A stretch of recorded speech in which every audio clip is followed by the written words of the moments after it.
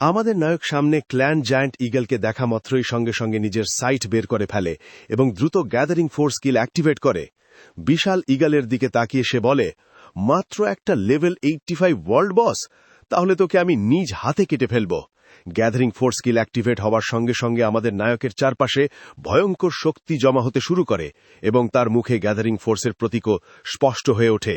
কিন্তু ঠিক সেই মুহূর্তেই ক্ল্যান জায়ান্ট ইগল আমাদের নায়কের দিকে পূর্ণ গতিতে সোজা ধেয়ে আসে। নিজের বিশাল নখর দুটো মেলে দিয়ে সেটা তাকে আঁকড়ে ধরতে ঝাঁপিয়ে পড়ে। তবে আমাদের নায়ক সেটাকে দেখা মাত্রই মুহূর্তের মধ্যে দ্রুত গড স্লিং স্কিল অ্যাক্টিভেট করে, আর স্কিলটি ট্রিগার হতেই সে নিজের সাইট ঘুরিয়ে এক আঘাতে সামনে ধেয়ে আসা জায়ান্ট ইগলটাকে একেবারে মাঝ বরাবর দ্বিখণ্ডিত করে ফেলে। একটি মাত্র আঘাতেই জায়ান্ট ইগল দুই টুকরো হয়ে যায় এবং সম্পূর্ণরূপে ধ্বংস হয়ে যায়। এটি ধ্বংস হতেই সঙ্গে সঙ্গে আমাদের নায়কের সামনে একটি সিস্টেম নোটিফিকেশন ভেসে ওঠে, যেখানে তাকে জানানো হয় যে সে ক্ল্যান জায়ান্ট ইগলকে হত্যা করেছে এবং পুরস্কার হিসেবে সে পেয়েছে 12 মিলিয়ন এক্সপিরিয়েন্স পয়েন্টস। একই সঙ্গে আমাদের নায়ক 4টি আইটেমও পেয়ে যায়: Kunlun flame great blade, clan storm battle armour, clan thunder ring এবং ক্ল্যান আইস ব্রেসলেট। এই 4টি আইটেম দেখা মাত্রই আমাদের নায়ক দ্রুত সেগুলো নিজের ইনভেন্টারিতে রেখে দেয় আর সামনে তাকে বলতে থাকে, দেখে মনে হচ্ছে এটা সেই লেজেন্ডারি ক্ল্যান সেট। যদিও এই সেটের প্রতিটি আলাদা অংশের অ্যাট্রিবিউটস খুব একটা চমকপ্রদ নয়, কিন্তু বলা হয় একবার যদি পুরো সেটটি একত্র করা যায় তাহলে এটি সম্পূর্ণভাবে এলিমেন্টসের শক্তিকে উন্নত করে তুলতে পারে। দুর্ভাগ্যবশত এটা আমার খুব বেশি কাজে লাগবে না, কিন্তু হিউম্যান রেস এই ইকুইপমেন্ট থেকে সত্যি অনেক উপকার পেতে পারে। ঠিক তখনই এই কথা বলার মাঝখানেই সে হঠাৎ নিজের পেছন দিক থেকে একটা ঘণ্টা ধ্বনির মতো শব্দ শুনতে পায়। তার মনোযোগ সঙ্গে সঙ্গে পিছনের দিকে সরে যায়, আর যখন সে ঘুরে তাকায় তখন সে নিজের পেছনে একটি দরজা দেখতে পায়। দরজাটার দিকে তাকিয়ে সে সামান্য বিস্মিত হয়ে বিড়বিড় করে বলে, একজন ডিইটির অরা, দেখি তো এখানে কোনো গড আছেন। এই কথা শেষ করেই সে সামনে এক পা বাড়ায়, আর সে নড়া মাত্রই দরজাটি খুলে যায়। আমাদের নায়ক ভেতরে প্রবেশ করে, আর ঠিক সেই মুহূর্তে প্রচণ্ড গোল্ডেন লাইটনিং চারদিকে ঝলসে ওঠে। মাত্র কয়েক সেকেন্ডের মধ্যেই আমাদের নায়ক সেই দরজা পেরিয়ে এক অজানা স্থানে পৌঁছে যায়। সেখানে একটি বড় বাড়ি দাঁড়িয়ে আছে, আর সেটিকে ঘিরে আছে অসংখ্য চেরি ব্লসম ট্রি। সেই চেরি ফুলের ডালের গায়ে ঝুলছে ঠিক সেই জিনিসটি যার শব্দ আমাদের নায়ক কিছুক্ষণ আগেই শুনেছিল। সামনের দৃশ্যটির দিকে তাকিয়ে আমাদের নায়ক বলে, কি সুন্দর দৃশ্য। ঠিক তখনই সেখানে একজন ব্যক্তি আবির্ভূত হন এবং আমাদের নায়কের দিকে তাকিয়ে বলেন, hello little one of the human race. আমার নাম ক্লান, আমি ক্লান মাউন্টেন্সের মহান ডেইটি। এই সিনিয়রকে দেখা মাত্রই আমাদের নায়ক তার ভয়ঙ্কর শক্তির চাপে বিস্ময়ে হতবাক হয়ে যায়। সে অনুভব করে এবং মনে মনে ভাবে, একজন গ্রেট ডেইটি, এ তো হাই র্যাঙ্কিং গডসদের থেকে উপরের স্তর। হিউম্যান রেসের মধ্যে সুপার গড হওয়ার ঠিক অর্ধেক ধাপ দূরে থাকা পিক পাওয়ার হাউসের সমতুল্য। আমি কখনো কল্পনাও করিনি যে ক্লান ডিভাইন প্যালেসের ভেতরে এমন এক অস্তিত্ব লুকিয়ে থাকতে পারে। এক মুহূর্ত নষ্ট না করে আমাদের নায়ক সম্মান জানিয়ে মাথা নিচু করে বলে, হিউম্যান ডিভাইন জেনারেল লিন মায়ু মহান ডেইটি ক্ল্যানকে প্রণাম জানাচ্ছে। আমাদের নায়কের এই ভদ্রতা দেখে সেই সিনিয়র শান্তভাবে বলেন, এত ভদ্রতার প্রয়োজন নেই। অসংখ্য বছর হয়ে গেছে। শেষবার কবে আমি কারো সঙ্গে কথা বলেছি তাও মনে নেই। তোমার সঙ্গে দেখা হওয়া বিরল ব্যাপার, তাই কিছুক্ষণ আমার সঙ্গে থাকো এবং আমার সঙ্গে কথা বলো। এটা শুনে আমাদের নায়ক জিজ্ঞেস করে, কোনো সমস্যা নেই, আপনি কি নিয়ে কথা বলতে চান? কিন্তু সেই অজানা সিনিয়র আমাদের নায়কের প্রশ্নের কোনো উত্তরই দেন না। আমাদের নায়কের কথা শোনার পর তিনি শুধু সামনের আকাশের দিকে তাকিয়ে সম্পূর্ণ নীরব হয়ে থাকেন।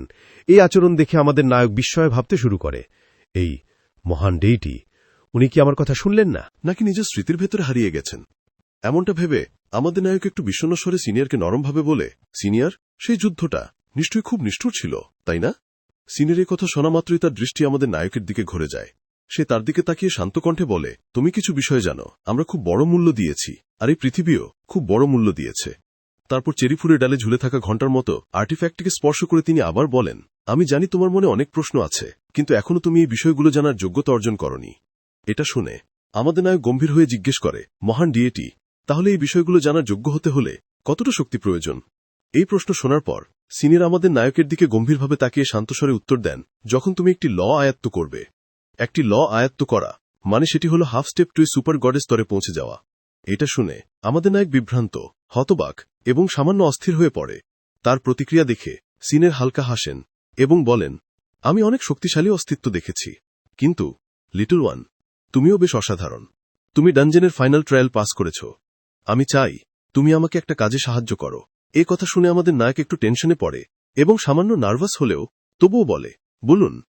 যতক্ষণ সেটা হিউম্যান রেসের ক্ষতি না করে, সিনিয়র হেসে আমাদের নায়ককে বলেন, সবশেষে আমি একসময় তোমাদের হিউম্যান রেসেরই সহযোদ্ধা ছিলাম, এমন একজন যে তাদের সঙ্গে জীবন মরণ ভাগ করে নিয়েছিল। আমি আশা করি তুমি এনশিয়েন্ট ব্যাটলফিল্ডের রোয়ার লেয়ারে ওয়াইল্ড কন্টিনেন্টের নিচে থাকা আজুর ড্রাগন সিতে গিয়ে আমার জন্য একটা জিনিস এনে দেবে। এটা শুনে আমাদের নায়ক সঙ্গে সঙ্গে বিস্ময়ে জিজ্ঞেস করে, কি জিনিস? সিনিয়র গম্ভীরভাবে আমাদের নায়কের দিকে তাকিয়ে বলেন, স্ত্রীর গডহুড। তারপর চেরি ফুলগুলোর দিকে তাকিয়ে গভীর আবেগভরা কণ্ঠে তিনি বলতে থাকেন, আমি আর আমার স্ত্রী অন্য ডেইটিদের মতো ছিলাম না। আমরা স্বাভাবিকভাবে গড হয়ে উঠিনি, আমরা কাকতালীয়ভাবে ডেইটি হয়েছিলাম। ডেইটি হওয়ার আগে আমরাও হিউম্যান রেসেরই অংশ ছিলাম। তখন সে যুদ্ধে মারা যায় আর তার গডহুড অ্যাজুর ড্রাগন সিতে পড়ে গিয়ে সমুদ্রের তলদেশে ডুবে যায়। এই প্লাম ব্লসমসগুলো তার পতনের সময় লাগানো হয়েছিল। এ কথা শুনে আমাদের নায়ক ভয়ঙ্করভাবে বিস্মিত হয়ে অবিশ্বাসে মনে মনে ভাবে, কি মহান ডেইটি কুল্লান আগে আসলে একজন মানুষ ছিলেন? তারপর সিনিয়র বিষণ্ণ কণ্ঠে আমাদের নায়ককে বলেন, তার গডহুড ফিরিয়ে আনা একজন স্বামী হিসেবে সেটা আমার দায়িত্ব ছিল, কিন্তু আমার আসল দেহ এখনো গভীর নিদ্রায় রয়েছে। তাই আমি কেবল তোমার সাহায্যই চাইতে পারি। এটাই তার জন্য আমি শেষবারের মতো করতে পারি এমন একমাত্র কাজ। এটা শুনে আমাদের নায়ক হেসে বলে, সিনিয়র, চিন্তা করবেন না, আমি অবশ্যই আপনার স্ত্রীর গডহুড খুঁজে আনব। আমাদের নায়ক এই কথা বলা মাত্রই চেরি ফুলের ডালে ঝুলে থাকা সেই আর্টিফ্যাক্ট, যেটা ঘণ্টার মতো শব্দ করছিল, ভেসে তার দিকে এগিয়ে আসে। সিনিয়র সেটি আমাদের নায়কের হাতে দিয়ে বলেন, এটা আমার স্ত্রীর লাইফ বাউন্ড ওয়েপন, এটা নিয়ে যাও। এটার আর তার গডহুডের মধ্যে দূরত্ব যদি 100 কিলোমিটারের কম হয়, তাহলে এটি রেজোনেট করবে। আমাদের নায়ক আর্টিফ্যাক্টটি হাতে নিতেই সঙ্গে সঙ্গে একটি সিস্টেম নোটিফিকেশন ভেসে ওঠে, সিক্রেট সাউন্ড উইন্ড চাইম, এই mythical grade weapon, the weapon of the god of secret sound. এই মিথিক্যাল গ্রেড ওয়েপনটি দেখা মাত্রই আমাদের নায়ক সম্পূর্ণ হতবাক হয়ে মনে মনে ভাবে, এটা গড অফ সিক্রেট সাউন্ডের অস্ত্র।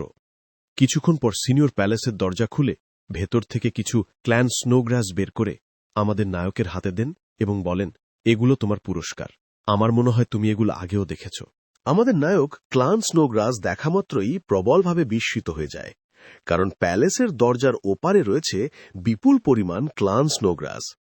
এত বিশাল পরিমাণ দেখে আমাদের নায়ক বিস্ময়ে বলে ওঠে, এত ঘন লাইফ এনার্জি, এটা ক্লান স্নোগ্রাস?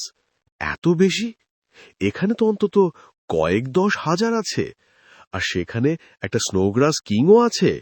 ওটার এফেক্ট কেমন হতে পারে?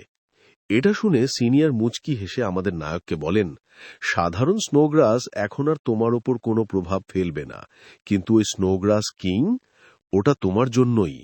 যখন তুমি হাফ স্টেপ সুপের গড রেলমে প্রবেশ করার চেষ্টা করবে, তখন এটা তোমার ভীষণ কাজে লাগবে। কথা শুনে আমাদের নায়ক সঙ্গে সঙ্গে তাকে ধন্যবাদ জানিয়ে বলে, অশেষ ধন্যবাদ মহান ডেইটি। এই স্নোগ্রাস দিয়ে হিউম্যান রেসের শক্তি আরও অনেক উঁচু স্তরে পৌঁছে যেতে পারে। তাদের কথোপকথন শেষ হতেই সিনিয়রের অবয়ব আমাদের নায়কের চোখের সামনে ধীরে ধীরে মিলিয়ে যেতে শুরু করে, আর তিনি বলেন, ঠিক আছে, এবার তোমার যাওয়ার সময় হয়েছে। পরের মুহূর্তেই তিনি সরাসরি আমাদের নায়ককে সেই স্থান থেকে টেলিপোর্ট করে বাইরে পাঠিয়ে দেন। আমাদের নায়ক অদৃশ্য হয়ে যাবার পর একা পড়ে থাকা সেই সিনিয়র বিষণ্ণ কণ্ঠে বলে ওঠেন, ইয়েনার, আমি তোমাকে ভীষণ মিস করি। এরপর গল্পটি সরাসরি আবার আমাদের নায়কের দিকে ফিরে আসে, যে ইতোমধ্যেই ডানজনের বাইরে টেলিপোর্ট হয়ে এসেছে। বাইরে এসে সে হেসে বলে, আমি বেরিয়ে এসেছি। কুনল্যান্ড স্নোগ্রাস, কুনল্যান্ড সেড। তারপর হঠাৎ গম্ভীর হয়ে সে আবার ডানজনের দিকে হাঁটতে শুরু করে এবং দৃঢ় কণ্ঠে বলে, যেহেতু কুনল্যান্ড সেট জোগাড় করা এত কঠিন, তাহলে আমি নিজেই এটা ফার্ম করব। যতক্ষণ না আমি যথেষ্ট ফার্ম করতে পারি, ততক্ষণ থামব না। যদি আমি পর্যাপ্ত সংখ্যক কুনল্যান্ড সেট জোগাড় করতে পারি, তাহলে হয়তো এর সাহায্যে হিউম্যান রেসের জন্য একটা শক্তিশালী সেনাবাহিনী গড়ে তুলতে পারব।